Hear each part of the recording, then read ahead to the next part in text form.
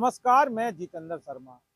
7 तारीख को जयपुर के मालवीय नगर में ये जो बिल्डिंग इमारत है वो गिराई गई थी और प्रशासन ने ये कहकर गिराई थी कि ये बिल्डिंग अवैध है।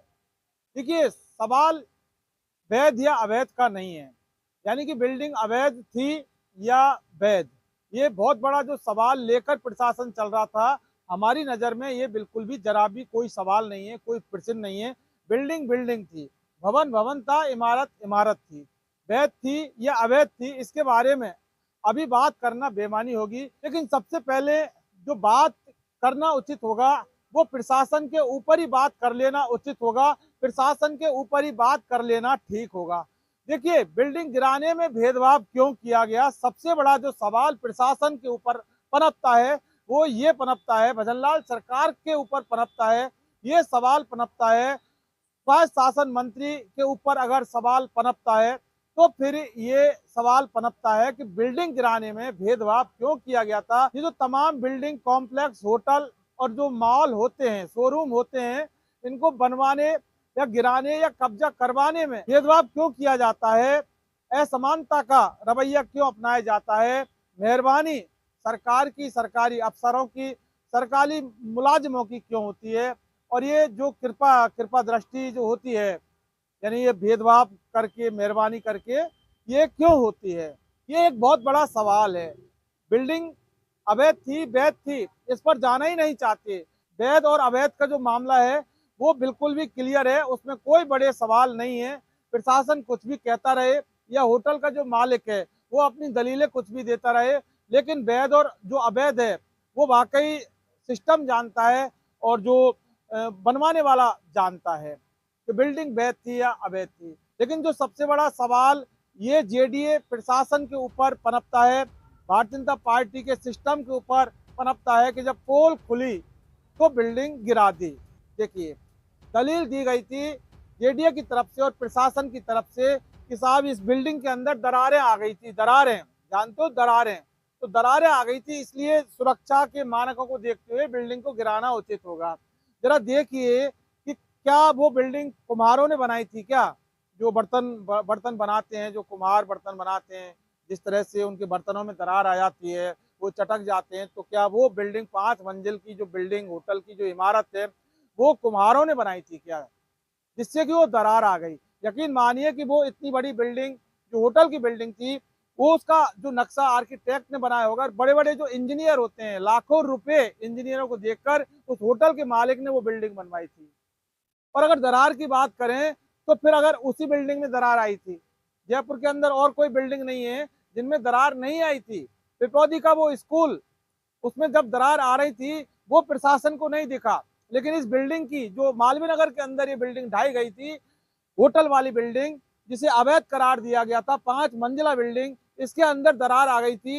ये दरार जेडीए प्रशासन को और भजनलाल सरकार की जो प्रशासन है इसको दिखी, लेकिन वो दरार भी कब दिखी थी? जब बिल्डिंग पूरी बन गई थी। नींव खुदने से लेकर ground floor, first floor, second, third, fourth और 5, यानी पूरी 5 मंजिला जब बिल्डिंग बनकर जब पूरी बन गई थी, खड़ी हो गई थी, इंटीरियर का काम चल रहा था, तब जाके ये दरार जेडीए को और प्रशासन को, भारतीय जनता पार्टी के जो भ्रष्ट सिस्टम को ये दरार दिखी थी। बाकी शुरू में दरार नहीं दिखी थी। पहली मंजिल बनी थी, कोई दरार नहीं थी, सेकंड मंजिल पर कोई दरार होने का सवाल पैदा ही नहीं होता, क्योंकि अभी तो 2 मंजिल ही बनी है। उसके बाद तीसरी मंजिल पर दरार दरार दरार तो आई नहीं थी। दरारों ने सोचा कि तीसरी मंजिल पर आने से क्या फायदा, जब पूरी बनेगी उसके बाद जाने में फायदा होगा, क्योंकि कुम्हारों ने भी सोचा होगा कि चौथी मंजिल बनने के बाद दरार आ जाएगी तो फिर नुकसान थोड़ा सा कम होगा, नुकसान ज्यादा होना चाहिए होटल मालिक का, तो क्यों ना 5 ही मंजिल के बाद ही दरार पैदा होनी चाहिए। बिल्डिंग को इस तरह से इंजीनियरों ने बनाया, जैसे ही 5 मंजिल कंप्लीट होगी तब जाके दरार आएंगी।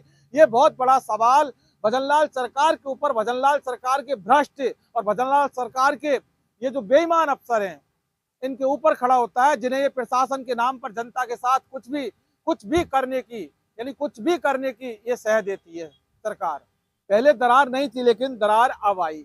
अब दूसरी बात जहां कहें कि एक और जहां पूरे जो हेरिटेज, जिसको यूनेस्को खिताब का अवार्ड जो मिला हुआ है, इसमें अवैध रूप से पारंपरिक सैकड़ों हवेलियां गिराकर अवैध रूप से कॉम्प्लेक्स बना दिए गए, अवैध बिल्डिंग इमारत खड़ी कर दी गई, व्यावसायिक शोरूम खड़े कर दिए गए, तमाम होटल खड़ी कर दी गई, लेकिन उनके ऊपर कार्रवाई करने वाला कोई अधिकारी नहीं है। उन अवैध कॉम्प्लेक्सों को, अवैध बिल्डिंगों को जो सवाई जयसिंह के जयपुर के अंदर चार दीवारी के अंदर हेरिटेज के अंदर बनी हुई हैं, उनको गिराने वाला कोई अधिकारी जयपुर की धरती पर पैदा नहीं हुआ। क्यों नहीं हुआ? क्या सिर्फ अवैध रूप से बिल्डिंग, वो मालवीय नगर की 5 मंजिलाई बिल्डिंग अवैध रूप से बनी थी जयपुर के अंदर? हम दावे के साथ कह सकते हैं, अगर सरकार का कोई भी जिम्मेदार अधिकारी अगर हमारे साथ चले, हम पूरे जयपुर के अंदर मुआयना करके सैकड़ों से ज्यादा हवेलियां ऐसी दिखा सकते हैं जिनको तोड़कर अवैध रूप से व्यावसायिक के कॉम्प्लेक्स खड़े कर दिए गए। हम लगातार मिशन हेरिटेज नाम से हमारा एक मिशन चला रहे हैं इन्वेस्टिगेशन मीडिया पर। हम तमाम यही दिखाते हैं कि देखिए किस तरह से जयपुर का अस्तित्व, जयपुर हेरिटेज का अस्तित्व खतरे में है। गिरा दी गई पारंपरिक रूप से जो कलात्मक हवेलियां हैं हेरिटेज की, जिनको कि यूनेस्को अवार्ड मिला हुआ है, वो पूरी तरह से ध्वस्त करके अवैध व्यावसायिक कॉम्प्लेक्स खड़े कर दिए गए। लेकिन जयपुर का कोई अधिकारी नहीं है जो कि उनको गिरा सके।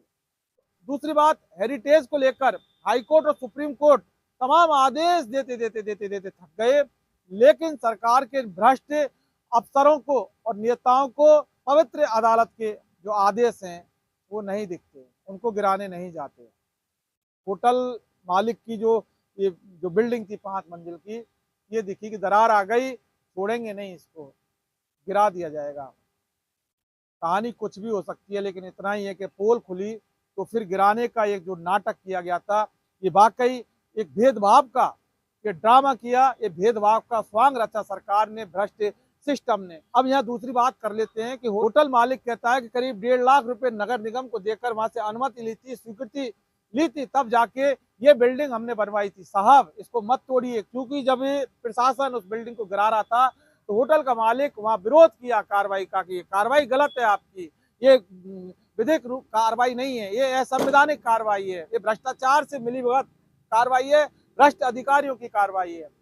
जेडीए प्रशासन ने कहा कि नहीं नहीं, ये तो अवैध है, क्योंकि ये रिहायशी में व्यावसायिक जो इमारत है ये आपने खड़ी की है। सवाल ये खड़े होते हैं कि पूरी बिल्डिंग बन गई, किसी को दिखाई नहीं, और अगर रिहायशी इलाके में यानी कि रहवासी इलाके में अगर व्यावसायिक की इमारत अगर इतनी बड़ी बन गई, पूरे 5 मंजिल की, तो फिर आखिर क्यों बनी? कहाँ थे वो अधिकारी जो सुरक्षा के मापदंडों को लेकर जिन्होंने इस बिल्डिंग को गिराया था, जिस प्रशासन नाम की चीज ने इस बिल्डिंग को गिराया था, तो वो प्रशासन कहाँ था तब जब पूरी बिल्डिंग बन गई थी? वो भ्रष्ट अधिकारी कहाँ थे? वो बिल्डिंग बन गई थी। क्या आपको यकीन है कि एक छोटी सी थड़ी अपनी मर्जी से नहीं रख सकता, एक थड़ी वाला?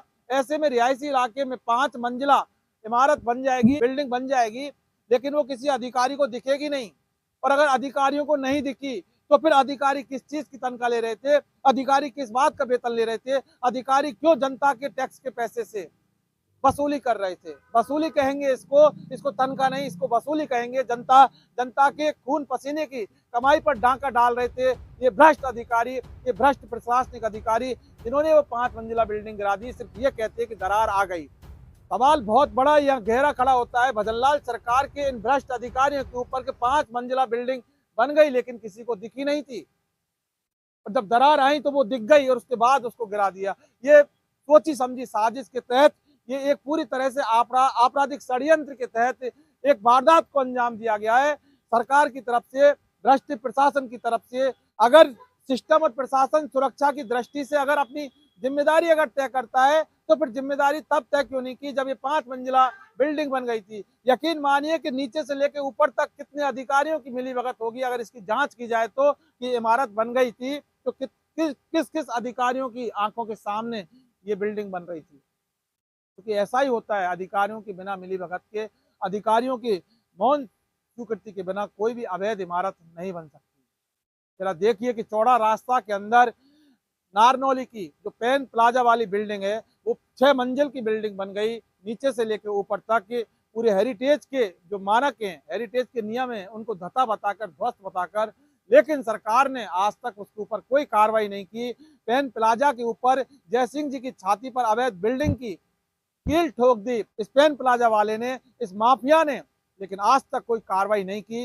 लेकिन सरकार को और सरकार के जेडीए प्रशासन को मालवीय नगर के अंदर वो बिल्डिंग दिखी, लेकिन यहाँ पर पूरी तरह से हाई कोर्ट, सुप्रीम कोर्ट के तमाम जो आदेश हैं उनको धता बताकर, उनकी अनदेखी करके पेन प्लाजा वाले ने ये जो स्क्रीन पर जो आप अवैध इमारत देख रहे हैं इसके ऊपर कोई कार्रवाई सरकार नहीं करती, सरकार का प्रशासन नहीं करता। क्योंकि ये जो पेन प्लाजा वाली बिल्डिंग ये माफिया की बिल्डिंग है, ये जूते वाले की बिल्डिंग है, ये रसूखदार की बिल्डिंग है, ये नारनौली की बिल्डिंग है, जिसके ऊपर खुद निगम ने नोटिस दिए हैं। नोटिस देने के बाद भी कोई भी कार्रवाई नहीं की। जरा सोच सकते हैं आप कि ऐसा हमारे जयपुर के अंदर हो रहा है, ऐसा हमारे राजस्थान के अंदर हो रहा है। यहाँ पर संविधान से कोई काम नहीं हो रहा, या रसूखात के दम पर काम होता है, या भ्रष्टाचार के दम पर काम होता है, या जनता के मान सम्मान के साथ अत्याचार होता है, या कोई नियम, कोई कानून नहीं चलते। क्योंकि भारतीय जनता पार्टी का जो राज है ये राम राज्य होता है, और इसे ही राम राज्य कहते हैं कि जब एक बिल्डिंग को एक तरफ गिरा दिया जाता है, ये कहते हुए कि दरार आ गई, दरार पड़ गई साहब, ऐसे में जो आम जन की जो जिंदगी है वो खतरे में पड़ जाएगी, गिराना ही ठीक रहेगा।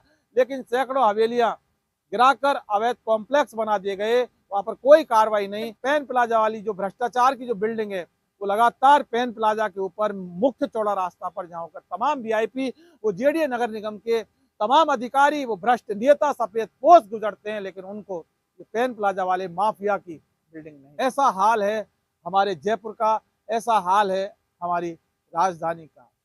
कहने को अब बचता भी क्या है, जो करना था वो प्रशासन ने किया। लेकिन हम लगातार जरूर इसके बारे में और भी बात करेंगे, अभी वीडियो हमारा लंबा हो जाएगा।